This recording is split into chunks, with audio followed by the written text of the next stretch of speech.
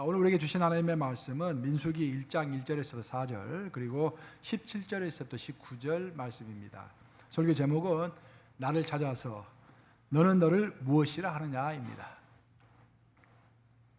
이스라엘 자손이 애굽 땅에서 나온 후 둘째 해 둘째 달 첫째 날에 여호와께서 시내 광야 회막에서 모세에게 말씀하여 이르시되 너희는 이스라엘 자손의 모든 회 중 각 남자의 수를 그들의 종족과 조상의 가문에 따라 그 명수대로 계수할지니 이스라엘 중 20세 이상으로 싸움에 나갈 만한 모든 자를 너와 아론은 그 진영별로 계수하되 각 지파의 각 조상의 가문의 우두머리 한 사람씩을 너희와 함께 하게 하라. 자, 17절부터 19절 합독합니다. 시작. 모세와 아론이 지명된 이 사람들을 데리고 둘째 달 첫째 날에 온 회중을 모으니 그들이 각 종족과 조상의 가문에 따라 20세 이상인 남자의 이름을 자기 계통별로 신고하며 여호와께서 모세에게 명령하신 대로 그가 시내 광야에서 그들을 계수하였더라. 살아계신 하나님의 말씀입니다.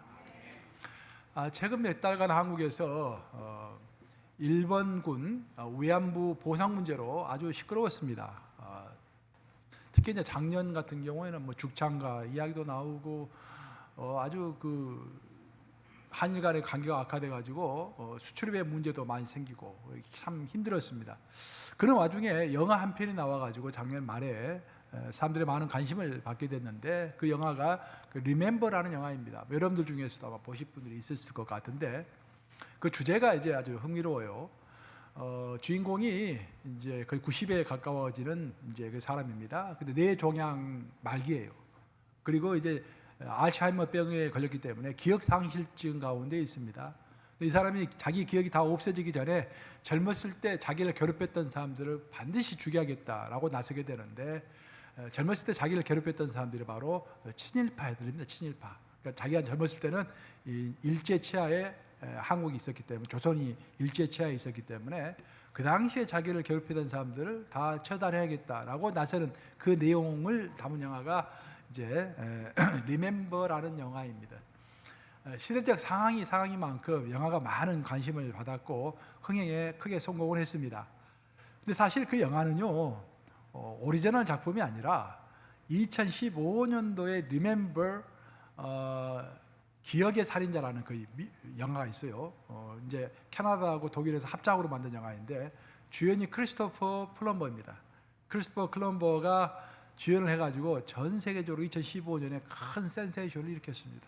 그 세계적인 관심을 받았죠. 그 영화를 리메이크해서 만든 영화가 작년에 한국에서 나온 리멤버라는 영화입니다. 참 볼만해요. 그러니까 한국 영화는 제가 안 봤어요. 근데 이제 실제 영화 리멤버 기억의 살인자라는 영화는 여러분들 꼭 한 번씩 볼만한 영화입니다. 그 주제는 뭐냐면은 유대인들이 자기들을 괴롭혔던 나치 당원들을 찾아가지고 처단한다라는 어떻게 보면 굉장히 평범한 주제이고 너무도 우리에게 익숙한 그런 진부한 주제입니다. 주제는 굉장히 진부한데 그 내용을 보면은요 마지막에 큰 반전이 있어가지고 관객들을 깜짝 놀라게 하면서 과연 인간이란 어쩐 존재인가?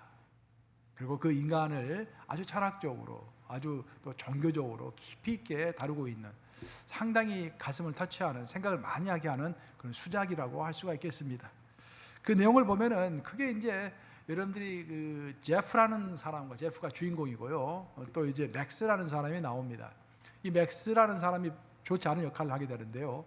이 맥스는 이제 그 평상시 젊었을 때 자기들을 괴롭혔던 나치 당원들을 전 세계 돌아다니면서 색출해 가지고 그들을 전범 재판소에다가 넘기는 그런 일을 해왔던 사람입니다. 근데 그가 평생에 걸치면서 자기를 괴롭혔던 다 모든 나치 당원들을 다 잡았는데 딱 한 사람을 잡지 못한 거예요. 그 사람을 잡을 수 없었던 이유가 그 사람은 이름을 딱 바꿔가지고 자기가 독일 나치 당원임에도 불구하고 자기를 유대인으로 속여가지고 미국으로 건너와서 살고 있었기 때문에 숨어 있어서 찾을 수가 없었습니다. 그래서 나이가 자기가 점점 들어갔는데 간신히 이제 그가 어떻게 살고 있는가를 알게 되었어요. 그는 이름을 루디 쿨린더라고 바꿔가지고 그 나치 이제 군인이죠.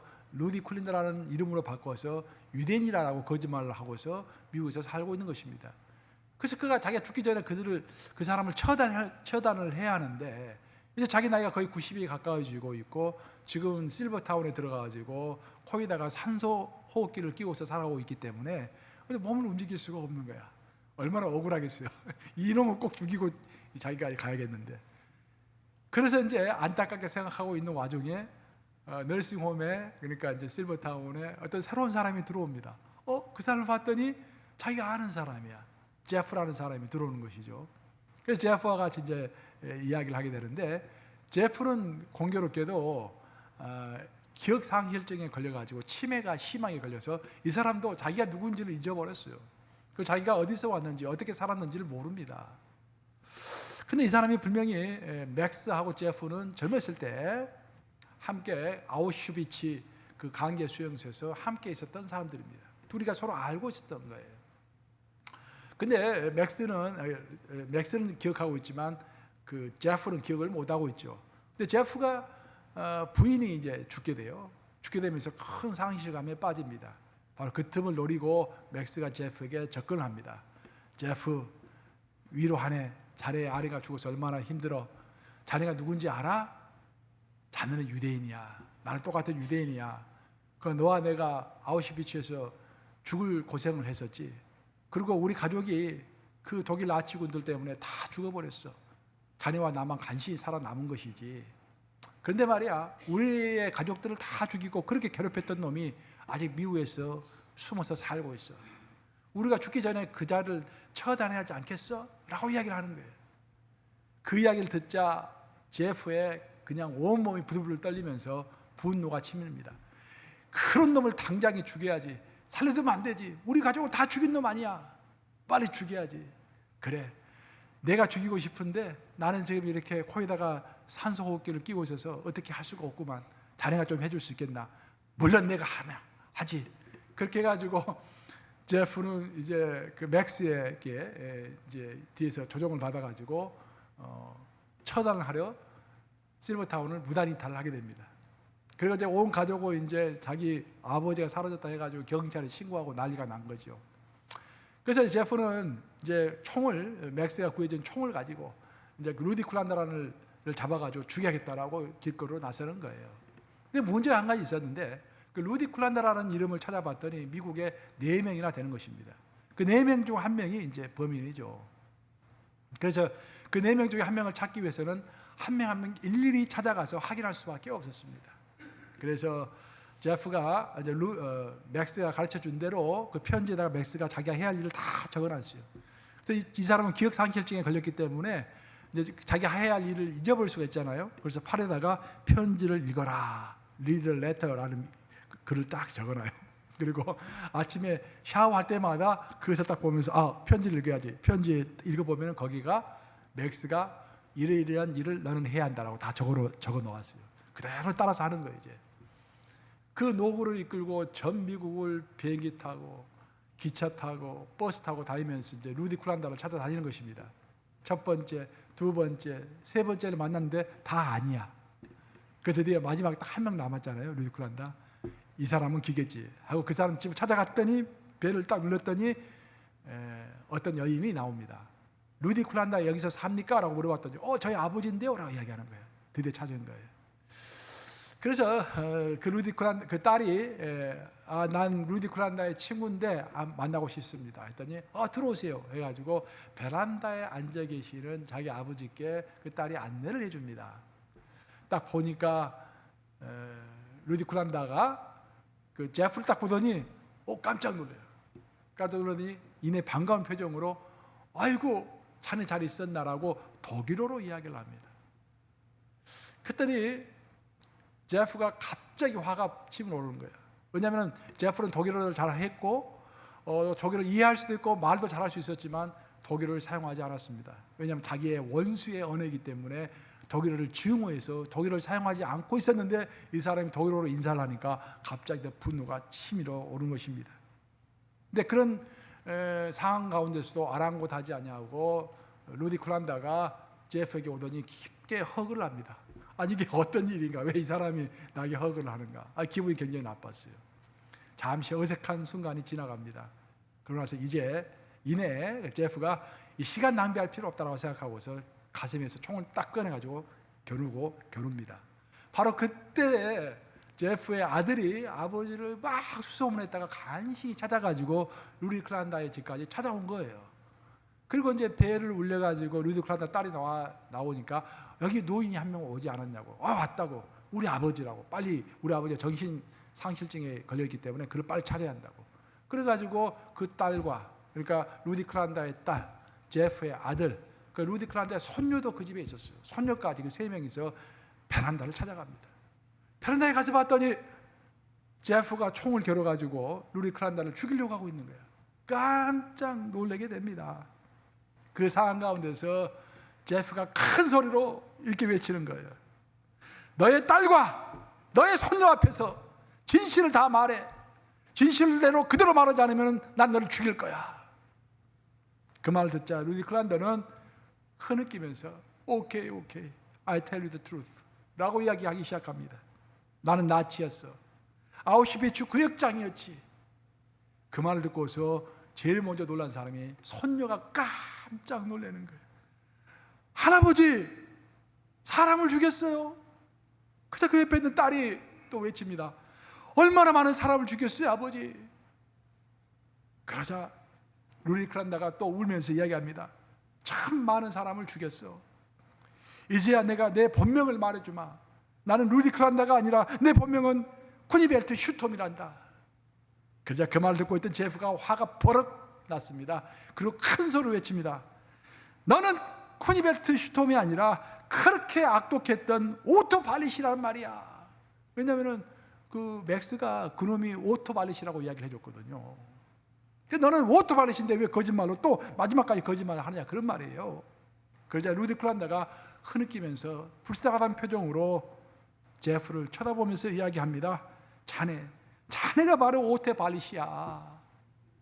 나는 쿠니벨트 슈톰이고, 우리 두 사람 모두가 나치 당원이었고 그 아우슈비츠의 구역장이었어.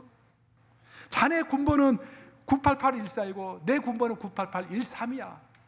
우리 군번은 모두 문신으로 새겨줬잖아, 군대에서. 자네 팔뚝을 걷어봐. 팔뚝을 딱 걷어봤더니 거기 진짜로 98814라고 하고는 지워줄 수 없는 군번이 제프의 손목에 탁 적혀져 있는 거예요. 이 놀라운 장면을 보고 있던 제프의 아들은 넋이 나가가지고 아버지! 라고 놀란 표정으로 쳐다봅니다. 왜 자기 아버지 이제까지 나치 당원이라는 말을 한 번도 한 적이 없었거든. 그래서 이 혼란스러운 상황에서 제프는 부인합니다. 아니야, 뭔가 잘못됐을 거야. 다 거짓말이야. 이에 루디 클란다가 다시 이야기를 합니다. 이건 사실이야. 이건 진실이야. 거짓이 아니란 말이야. 이 어려운 진실을, 이 엄청난 진실을 우리가 어떻게 잊을 수가 있겠어? 라고 이야기하는 거예요. 그래서 그 말을 참을 수 없었던 제프는 자기도 모르는 사이에 방아쇠를 당겨서 루디 클란다를 죽여버립니다. 그리고 이야기는 여기서 끝나는 것이 아니라 그 대사 제프가 고백을 하는 거예요. Now I remember. 이제 기억이 나는구만. 그러면서 루디 클란다를 죽인 그 총을 자신의 머리에 대고서 방아쇠를 잠겨서 자살을 하게 됩니다. 참 놀랍죠, 여러분들? 자기가 그 악독한, 그 아우슈비츠에서 제일 악독한 사람이었는데 자기가 자기를 잊어버리고 그 악독한 놈은 내가 반드시 처단해야 한다라고 나섰던, 이것이 인간이라는 거예요. 하나님 보시기에는 제일 악독한 놈이 바로 우리인데 우리는 내가 악독한 것이 아니라 다른 사람이 악독하다 해가지고 그 사람을 처단해야 한다고 나서는 것입니다. 이것이 인간이다라는 거예요. 마지막 장면은 그런 장면이 나와요. 그 제프가 있었던 그 양로원, 그 너싱홈에 사람들이 모여가지고 로비에 모여서 TV를 봅니다. 근데 TV에 자기 실종되었던 그 제프 이야기가 막 방영이 되는 거예요. 그 사람들이 깜짝 놀래가지고 그걸 이제 이 방송을 보고서 제프가 불쌍하다라고 이야기를 해요. 근데 제일 뒤에 누가 딱 앉아 있었겠습니까? 맥스가 딱 앉아 있는 거예요. 맥스가 이렇게 얘기합니다. 제프의 진짜 이름은 오토 발릿이었지. 이미 다 알고 있었던 거예요, 제프는. 제프는 사탄과도 같은 역할을 하는 사람입니다. 이미 다 알고 있었는데 자기의 손을 묻히지 않고 자기의 힘이 없으니까 기억상실증에 걸린 이 사람을 이용해서 두 사람을 다 처단한 것입니다. 그와 루디 캘런더가 바로 내 가족을 죽인 사람들이었지라고 독백을 하는 장면이 나옵니다. 즉 맥스는 처음부터 모든 진실을 알고 있었고 계략을 꾸며서 제프와 루디 캘런더를 죽인 것입니다. 이 영화가 주는 교훈은 너무도 명확하고 굉장히 깊습니다. 제가 봤을 때는 굉장히 깊어요. 첫째는 현대인들은 자신이 누구인지를 잊고서 산다라는 것입니다. 진실로 자기가 어떤 존재인가를 잊고 사는 거예요. 성경의 내용과 똑같은 것이죠. 두 번째로는 그리고 현대인들은 자신이 큰 죄인이면서도 그 사실을 제대로 알지 못한 채 타인의 죄에 대해서 증오한다라는 것입니다. 그리고 세 번째, 맥스와 같은 사탄은 이런 인간의 본성을 알고서 사람과 사람 사이에 싸움을 붙이면서 서로 부추기면서 이러한 사실들을 이용하고 있다라는 것입니다. 그 영화 한번 꼭 보세요. 그 영화 장면 중에 하나를 제가 캡처했는데 한번 사진 한번 띄워보실래요? 자, 오른쪽에 안경 끼고 손 들고 있는 사람이 누구겠습니까? 맥스가 제프를 이렇게 설득하는 거예요. 야, 너는 유대인이야. 근데 우리를 괴롭힌 놈들, 독일 놈들을 꼭 죽여야 돼 라고 이야기를 하고 있는 거예요. 근데 흥미로운 것은 뭐냐면은 제프 머리에 뭐가 쓰여져 있습니까?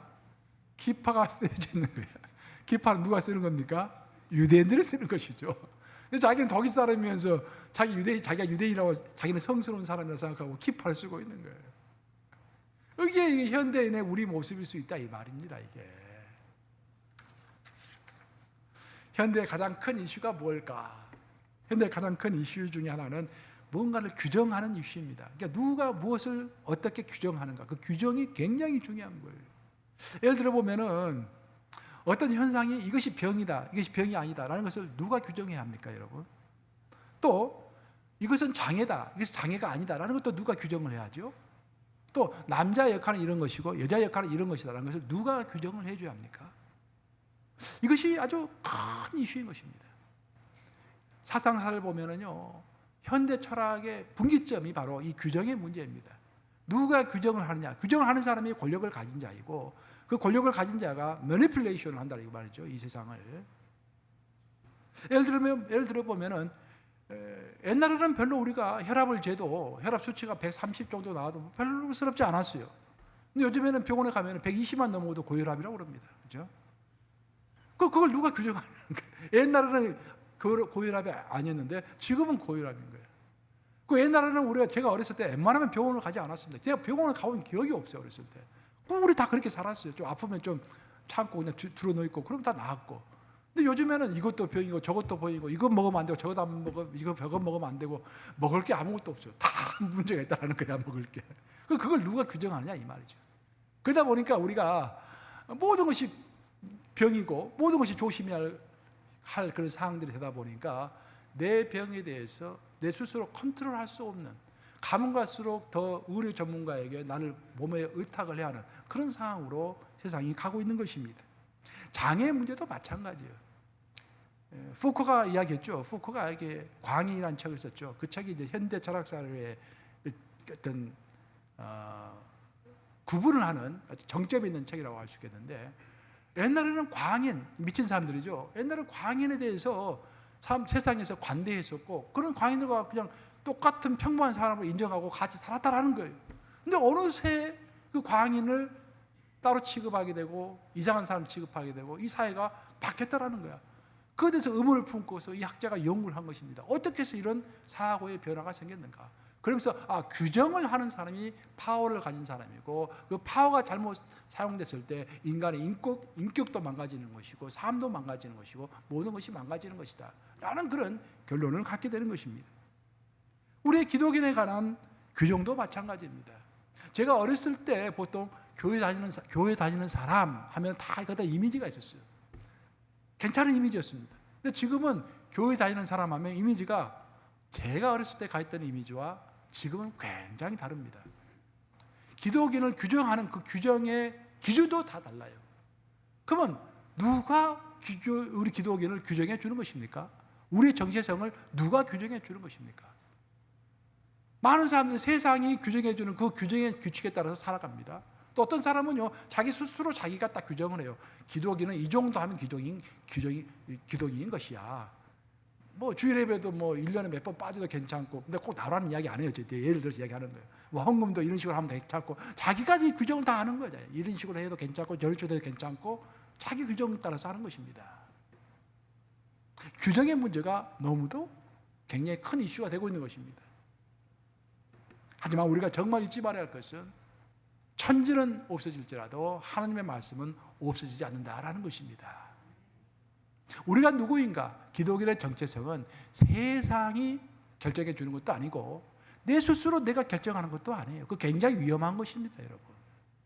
내가 누구인가는 오직 우리 하나님만이 결정할 뿐입니다. 오늘 본문은 우리는 누구인가라는 것을 말해주고 있는 그런 대목이에요. 즉 기독인의 정체성에 대해서 말하고 있는 그런 책입니다. 민수기라는 책은요, 이스라엘 백성들이 출애굽을 해서 시내산까지 왔습니다. 시내산에서 한 1년 한 9개월 보내고 나서, 그리고 나서 모압 평지까지 행군을 하게 되죠. 약속 땅을 가기 위해서. 그래서 시내산에서 모압 평지까지가 38년의 기간이었습니다. 그 38년 동안 하나님이 이 백성들을 어떻게 인도하셨는가라는 것을 설명하고 있는 책이 민수기예요. 민수기는 원래는 히브리어로 적어진 책이죠. 이제 구약성경 전체가 히브리어로 적어졌으니까. 히브리어는요, 히브리어 책은 제일 앞에 나오는 단어가 그 책의 제목입니다. 그래서 민수기의 제일 앞에 나오는 히브리어 단어는 광야라는 단어예요. 광야. 그래서 광야에서가 원래 민수기서의 제목이었어요.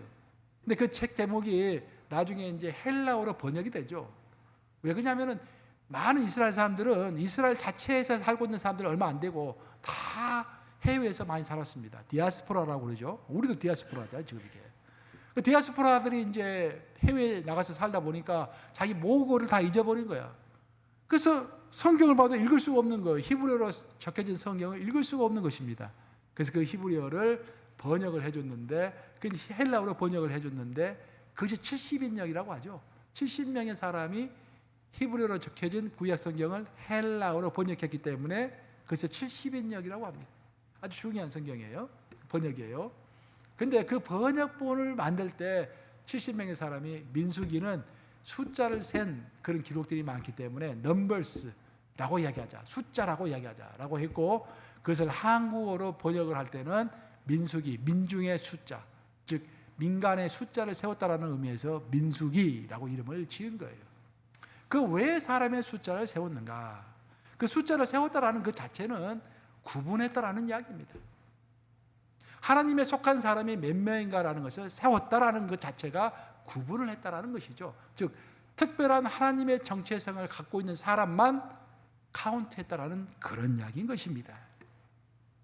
오늘 민수기 본문을 보시면은 특별히 각 종족과 조상의 가문에 따라라는 말이 계속해서 반복이 되고 있습니다. 민수기 전체를 거쳐서 이 말이 자주 나와요.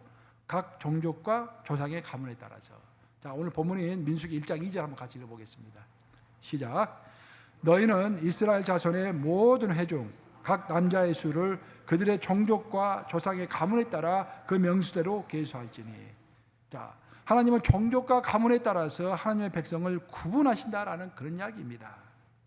이 말을 신약 시대에 적용을 해서 생각해 보면은요, 항상 구약은 신약으로 이제 적용해서 우리가 생각해 봐야 하니까, 하나님은 우리의 영적 계보를 카운트하신다 그런 말이에요. 계보 아닙니까? 결국 종족과 조상과 가문은 계보를 이야기하는 것인데, 우리 하나님은 우리의 영적 계보를 카운트하시는 하나님이다 그런 말이에요. 우리 연합감리교회는요, 목사 안수를 받을 때, 뭐 저도 마찬가지예요. 제가 목사 안수 받을 때 그런 전통이 있어요. 목사 안수를 딱 주는 사람이, 나는 누구에게 안수를 받았고, 나에게 안수 준 그 사람 또 누구에게 안수를 받았고 쭉 이야기를 해줘요. 굉장히 감동스러워요. 아, 나를 안수 준 사람은 누구에게 안수를 받았고, 그 사람 또 누구에게 안수를 받았고, 그렇게 영적 계보를 쭉 알려주는 거예요. 여러분도 마찬가지입니다. 나는 누구에게 복음을 전해 들었고, 나에게 복음을 전해준 사람은 또 누구에게 복음을 전해 들었고 주었고, 그런 식으로 쭉 이렇게 영적 계보가 올라가는 거예요. 안수도 중요하지만 안수보다 훨씬 더 중요한 것은 복음이죠. 그러니까 우리가 카운트해야 할 것은 나는 누구에게 복음을 들었는가라는 거예요. 이와 아울러서 더 중요한 것은 나는 내가 들은 복음을 다른 사람들에게 전달해 줘가지고 영적 계보가 끊어지지 않고 이어가고 있는가라는 것입니다. 내가 오늘은 기독인의 정체성에 대해서 여러분들이 이야기하고 있는데, 기독인의 첫 번째 정체성은 뭐냐면은 자신에게 주어진 영적 계보를 끊기지 않고 이어가는 사람이라는 정체성을 가지고 있는 것입니다. 아멘 하십니까 여러분? 우리에게서 가장 중요한 것은 영적인 계보가 끊겨지지 않도록 하는 거예요. 제가 유학 와서 한 1년 정도밖에 안 됐을 때 어떤 이메일을 받았어요. 알지 못한 사람으로부터 이메일을 받았어요. 난 누군지 몰랐어요. 그 이메일을 쭉 봤더니, 저는 이제 한국에서 직장 생활할 때 점심시간이 되면은 밥을 빨리 먹고 10분, 15분 내에 빨리 먹고 항상 여의도 광장에 나갔어요. 그리고 전도를 했거든요. 그때 만난 사람들이 많아요. 전도지를 돌려. 예수를 알고 싶습니까? 이거 물어봐요, 이렇게. 그럼 한 100장 정도 돌리면은요, 정말 놀랍게도 그 몇 사람은 응답해요. 한 두세 사람은 이렇게 리스판스가 와요. 만나고 싶다고. 그럼 내가 전화하는 거예요. 그래가지고 이제 같이 만나서 복음을 설명해 주고, 그리고 그 중에서 또 성경 공부를 같이 하고 싶다는 사람이 또 있어요. 그 사람하고 성경 공부를 보통 6주, 8주 그렇게 하는 거예요. 근데 많은 사람들이 그렇게 했기 때문에 나를 다 잊어버렸죠, 이제. 근데 이 사람이 중소기업회관이라는 곳이 있었어요, 여의도에. 그 중소기업회관의 직원이었는데 저하고 성경 공부까지 같이 했었대요. 그래서 내가 교회 나가라고 그랬는데 교회를 안 나갔대, 자기가.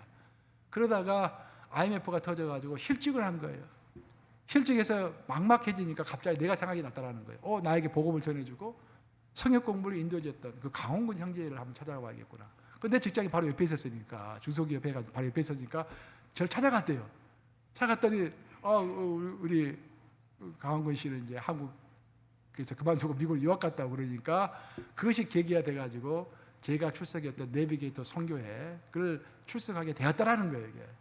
그러면서 강영제 때문에 내가 결국 선교회도 출석하게 됐고, 지금은 중국 선교회에 관한 꿈을 품게 되었다라고 이야기를 해서 정말 감사하다라는 이메일을 보내온 거예요.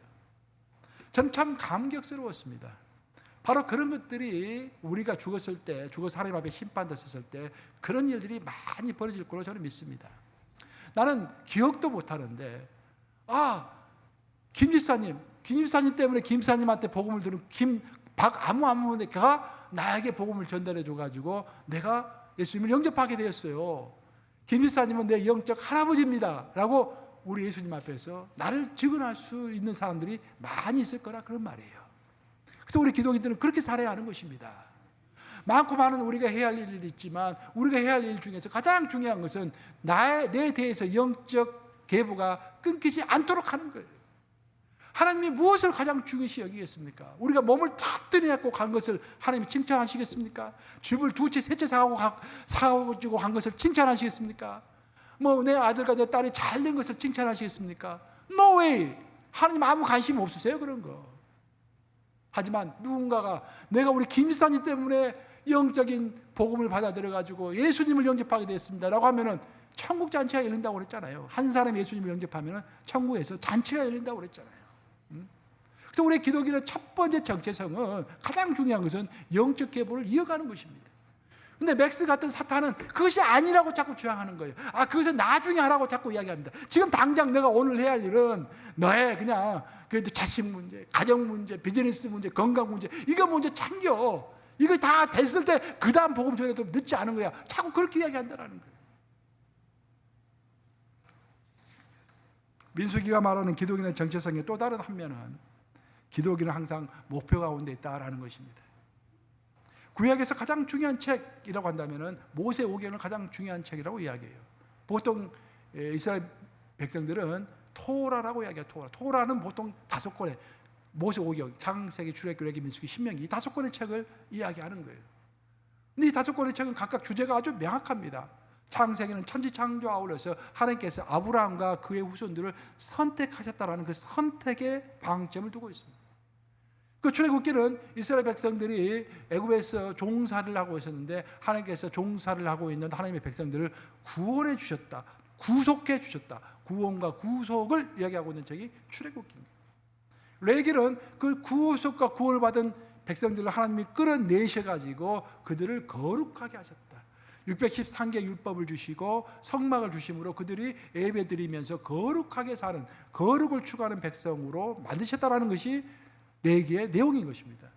그리고 나서 이제 민수기로 오는데, 민수기는 선택받고 구속받고 거룩함을 입은 백성들이 이제는 목표를 가지고 살도록 하나님이 명령하셨다라는 거예요.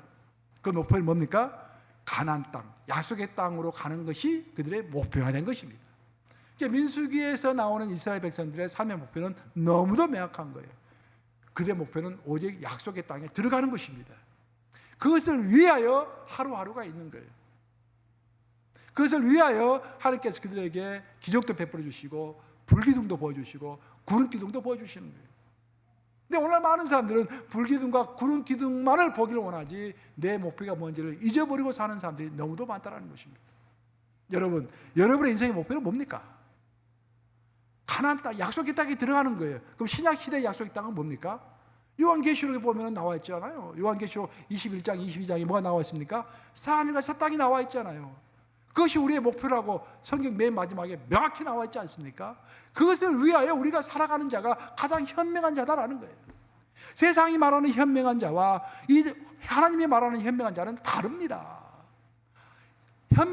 하나님이 말하는 현명한 자는, 지혜로운 자는 영원한 생명을 위하여, 영원한 삶을 위하여 이 땅 오늘을 살아가는 사람이 가장 현명한 사람입니다. 그것을 여러 가지 비유로도 하나님께서, 예수께서 우리에게 가르쳐 주셨잖아요. 근데 맥스 같은 그런 사탄은 우리로 하여금 우리의 목표를 잊어버리게 만든다라는 거예요. 엉뚱한 목표를 가지고 이 땅을 살아갈 수 있도록, 엉뚱한 목표를 가지고 열을 내도록 우리를 잘못 인도한다, 그런 말입니다. 마지막으로 세 번째, 민수기에서 이야기하고 있는 기독인의 정체성은 우리는 하나님의 군사공동체의 일원이다라는 것입니다. 모세오경을 다시 살펴보면은요, 창세기는요, 이스라엘 백성들이 부족 공동체로 살았던 시대입니다. 그러나서 하나님께서는 그들을 출애굽기로 인도하시는데, 출애굽기에서는 인원수는 많이 늘어났죠. 장정만 90만 명이었으니까 한 어린아이까지 합치면, 부녀자까지 합치면 한 200만 명이었는데 노예 공동체로 살았던 사람들입니다. 그 노예 공동체를 하나님은 레위기에 들어서 가지고 그들 예배 공동체로 바꾸시죠. 예배를 드릴 수 있는 예배 공동체로 바꾸십니다. 그리고 민수기로 오는데, 민수기에서는 이 예배 공동체가 예배로만 끝나는 것이 아니라 하나님께서 주신 약속의 땅을 차지할 수 있는, 그 하나님의 약속의 땅은요, 그냥 주어지는 게 아니에요. 싸워야만이 차지할 수 있는 그 땅입니다. 단지 싸울 때 하나님이 도와주시는 것이죠. 근데 많은 사람들 착각하는 게, 우리는 기도만 하면 모든 일이 된다고 생각합니다. NO! 구하고 찾고 두드려 하는 것입니다. 구하는 것이 기도하는 거예요. 그 다음에 찾고 두드리는 것까지 기도에는 포함되는 것입니다. 모세는 손을 들어서 기도하지만 여호수아는 칼을 들고 앞에 나와서 싸웠죠. 그 두 가지가 합쳐지는 것이 기도인 것입니다. 그래서 베네딕트 수도원을 만들었던 그 유명한 베네딕트는 노동이 곧 기도요, 기도가 곧 노동이라고 했지 않습니까? 우리의 인간의 역할이 있다라는 것입니다. 우리의 인간의 역할은 군대 공동체가 돼가지고 하나님의 나라를 넓혀 나가는 것입니다. 민수기에 나오는 이스라엘 공동체의 목표는 약속의 땅이 목표였고, 그 약속의 땅을 군사 공동체가 되어가지고 칼을 들고서 그것을 정복하는 것까지 그들의 목표였습니다. 그들의 일이었다라는 거예요. 그래서 여호수아서를 읽어보면 여호수아는 칼을 들고 앞장서서 그 땅을 빼앗았잖아요. 빼앗음으로 인해서 하나님의 약속이 성취가 된 것이죠. 이처럼 성경에 나오는 우리 기독인들의 정체성은 계속해서 세월이 가면서 바뀝니다. 그렇기 때문에 우리가 분별해야 되고 깨어 있어야 되고 하는 거예요. 그러면 오늘날의 우리의 정체성은 무엇인가? 우리의 정체성 중에 하나가 바로 군사 공동체로서 모여서 예배 드리는 것으로 끝나는 것이 아니라, 예배를 들어가지고 은혜 충만히 받았으면 세상으로 나가서 이 세상이 좀 더 하나님을 많이 받아들이고 하나님의 뜻대로 움직여갈 수 있도록, 하나님의 뜻이 하늘에서 이루는 것 같이 이 땅에서도 이루어지도록 칼을 들고 나가서 영적 전투를 하는 영적 군사 공동체의 이루어진 것을 기억하면서 사는 것이 또한 정체성을 기억하는 것입니다. 종합하면은 민수기는 세 가지의 기독인의 정체성을 가르쳐주고 있는 거예요. 첫째는 뭡니까? 우리의 영적 계보를 이어가야 한다. 절대 잊으면 안 됩니다. 그 가장 중요한 거예요. 영적 계보를 여러분 대해서 끊기면 안 됩니다. 그건 수치스러운 거예요. 여러분 대해서 영적 계보가 딱 끊기면은요, 하나님의 심판대 앞에 섰을 때는요, 고린도전서 3장에 나오잖아요. 부끄러운 구원이라고 나오잖아요. 혼자서는, 하나님 앞에 딱 혼자서는 부끄러운 구원을 받게 되는 거예요. 두 번째는 우리는 천국을 향한 명확한 목표 가운데 살아간다라는 그런 정체성을 갖고 있다라는 거예요. 세 번째로는 하나님의 군사 공동체 이론으로서 공중의 권세 잡은 사탄과 그 일당들과 싸우는 사람들이다라는 정체성을 갖고 있다라는 것입니다. 이처럼 내가 누구인가라는 것은 굉장히 중요합니다. 왜냐하면 내가 누구인가에 따라서 나의 행동이 결정되기 때문입니다. 아까 우리 그 사진 봤죠? 제프는 누굽니까? 나치 당원이잖아요. 근데 키파 딱 씌워주니까 뭐라 생각합니까? 자기를 유대인이라고 생각하잖아요. 그 나치 당원들 죽여야 한다고 생각하잖아요. 자기 정체성에 따라서 이렇게 사람의 행동이 바뀌는 것입니다. 근데 사탄은 자꾸 끊임없이 우리의 정체성을 혼미스럽게 만듭니다. 내가 진짜로 포커스를 둬야 할 내 정체성을 잊어버리도록 인도하고 혼란스럽도록 우리를 인도하는 것입니다. 예를 들어 보면은 예수님께서 공생애를 시작하시기 전에 40일 동안 금식하셨습니다. 그리고 공생애를 시작하기 바로 직전에 사탄이 짜장 하고 나타납니다. 그리고 예수님을 유혹하죠. 뭐라 유혹합니까? 너가 진짜로 하나님의 아들이거든 이 돌이 떡이 되게 해봐라. 여기서 제일 중요한 것은 뭐냐면은 너가 진짜로 하나님의 아들이라면 하는 그 과정법이에요. 과정법. 예수님은 이미 하나님의 아들이잖아요. 그죠? 이미 하나님의 아들인데 그래서 예수님이 의심할 수 있도록 한번 던져보는 거예요. 너가 진짜로 하나님의 아들이라면.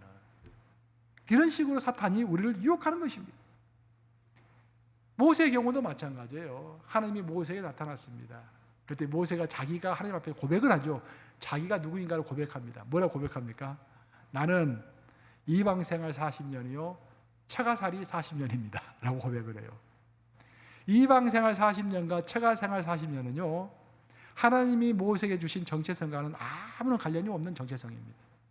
하나님은 처가살이 40년, 이방 생활 40년을 주신 이유는 앞으로 올 40년을 위해서 80년을 모세에게 주신 거예요. 그러니까 모세는 앞으로 40년을 가지고 자기 정체성을 세우고 그것을 바라보면서 앞으로 나아가야 했는데 모세는 그것을 하나님으로부터 자기가 선택을 받았다는 것을 잊어버리고 과거 80년만 붙들고 있는 것이죠. 그렇기 때문에 모든 의욕을 잃어버리고 그냥 들판에서 앉아 있는 거예요. 바로 그런 모세, 또 많이 실망하고 절망하고 자기의 정체성이 무엇인지를 잊어버린 사람들에게 하나님이 찾아가시는 것입니다. 하나님은 기드온을 찾아가셨어요. 아말렉 족속이 들어와가지고 이스라엘 백성들을 너무도 괴롭혔습니다. 근데 모두가 아말렉 족속을 무서워해가지고 다 숨었습니다. 근데 하나님 보시기에는 기드온이 이 문제를 해결할 수 있는 사람이었어요. 그래서 하나님은 하나님의 사자를 기드온에게 보내죠. 그래서 하나님의 사자를 만났을 때 기드온이 그렇게 답변하죠. 이스라엘 모든 족속 중에서 우리 족속이 가장 작은 족속이고 그 우리 족속 중에서 가장 작은 집안이 우리 집안이고 우리 집안에서 가장 작은 사람이 나다라고 이야기하는 거예요. 그게 기드온의 정체성입니다. 하지만 하나님은 하나님의 사자를 통해서 뭐라고 하십니까? 큰 용사여라고 이야기하죠. 격려하면서 진짜 하나님이 바라보는 그의 정체성이 무언가를 이야기해 줍니다. 그러면서 그때부터 상황이 반전돼 가지고 기드온이 그 나라의 장수가 되어서 우두머리가 되어 가지고 전쟁을 승리로 이끄는 내용을 우리는 잘 알고 있어요. 에레미야도 마찬가지입니다. 하나님이 에레미야를 불렀을 때 에레미야가 깜짝 놀라죠. 자신이 없었어요. 첫 번째 뭐라고 합니까? 나는 아이입니다. 그 나는 말을 잘 할 줄 모르는 사람이다 라고 이야기했죠. 그때 하나님께서 당방에 뭐라고 하셨습니까? 내가 너를 구별하였고 너를 지었고 너는 열방의 선지자다 라고 선포해 주심으로 에레미야가 힘을 얻고서 내 정체성은 이런 정체성을 갖고 있는 사람이구나 라고 힘을 얻어서 하나님의 종이 되죠. 그래서 우리는 사탄의 거짓말을 경계하여서 하나님의 말씀하시는 나의 정체성을 잘 지켜나갈 줄로 믿습니다. 마지막으로 우리가 우리의 정체성을 지켜가야 한다고 그랬습니다. 근데 우리의 정체성을 자꾸 혼란스럽게 하고 방해하는 사람은 방해하는 존재는 사탄이라고 했습니다. 그럼 우리가 어떻게 해야 사탄을 이길 수 있을까요? 저는 이것을 마지막으로 여러분들에게 꼭 한번 이야기하고 설교를 마치고자 합니다. 자, 여러분들 사탄을 이길 수 있습니까? 절대 이길 수가 없습니다. 여러분의 힘과 능으로는 안 됩니다. 하지만 하나님은 사탄을 이길 수가 있는 거예요. 하나님이 우리 편이 되면은, 하나님이 내 대신에 싸워주시면은 우리가 사탄을 이길 수가 있는 것입니다.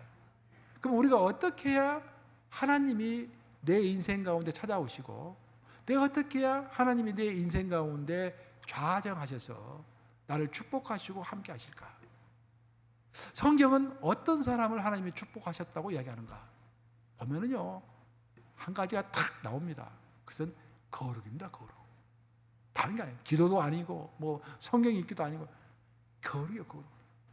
그리고 성경이 처음부터 끝까지 하나님 앞에서 이야기하는 것은 뭐냐면, 하나님께서 그렇게 말씀하셨잖아요. 내가 거룩하니 너희도 거룩할지어다. 거룩이 없을 때 하나님의 언약궤가 효과가 없었습니다. 근데 거룩이 있는 곳에는 하나님의 언약궤가 효과가 있었어요. 거룩이 승리의 기초입니다. 성도의 전쟁은 영적 전쟁이라고 그랬죠. 사탄과 하는 영적 전쟁입니다. 그리고 이 영적 전쟁에서 승리하는 방법은 우리의 장군이 되시는 하나님이 우리와 동행하시면서 하나님이 싸워주실 수 있도록 우리가 거룩함을 갖추는 것입니다. 사탄의 유혹이 점점 거세어지고 있는 이 말세에, 첫째는 우리가 우리의 정체성을 기억해야 할 줄로 믿습니다. 우리의 정체성은 영적 계보가 끊기지 않도록 하는 사람들이고, 천국을 향한 목표가 있는 사람들이고, 하나님의 군사 공동체의 일원입니다. 그리고 우리의 거룩함으로 하나님의 도움을 받아서 자신의 정체성을 지켜나가는 사람들입니다. 부디 거룩하심으로 여러분들 정체성을 끝까지 지켜나가는 저와 여러분들 되시기를 우리 주님의 이름으로 축원합니다. 기도하셨습니다.